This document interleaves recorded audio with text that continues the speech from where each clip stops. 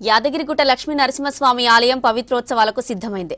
రేపు ఆగమ శాసనం ప్రకారం ఉత్సవాలు నిర్వహించనున్నారు. సోమవారం ఉదయం స్నపన తిరుమంజనంతో స్వామి అమ్మవార్లను విశేషంగా అలంకరించనున్నారు. సాయంత్రం అంకురార్పణతో పవిత్రోత్సవాలు ప్రారంభం కానున్నాయి. 3 రోజుల పాటు జరగనున్న ఈ ఉత్సవాలకు అధిక సంఖ్యలో భక్తులు తరలిరానున్నట్లు అధికారులు తెలిపారు. భక్తులకు ఎలాంటి ఇబ్బందులు తలెత్తకుండా ఉండేలా అన్ని ఏర్పాట్లు చేశారు.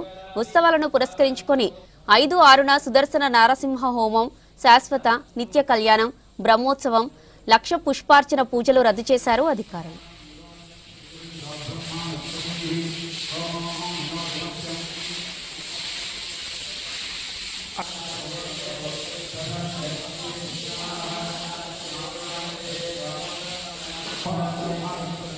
ఈ 3 తారీఖులలో త్రయాణిక దీక్షాపూర్వక శ్రీ పాంచరాత్రాగమ శాస్త్రానుసారంగా పవిత్రోత్సవములు అత్యంత వైభవపేతంగా నిర్వహించడం కొరకు నిర్ణయించడం జరిగింది.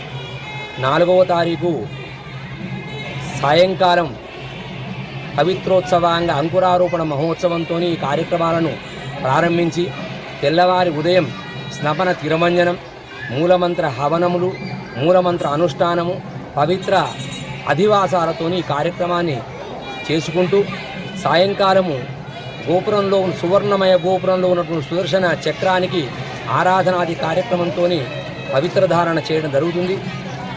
తెల్లవారి 6వ తారీఖు ఉదయం మహాపూర్ణాహుతితో ఈ కార్యక్రమాన్ని సుసంపన్నం చేస్తూ స్వామి సన్నిధిలో గర్భాలయంలో స్వామి యొక్క సన్నిధిలో పవిత్ర ధారణ చేసుకుంటూ గోపుర పర్యంతం నుంచి కింది వరకు కూడా పవిత్ర ధారణ చేయడం జరుగుతుంది.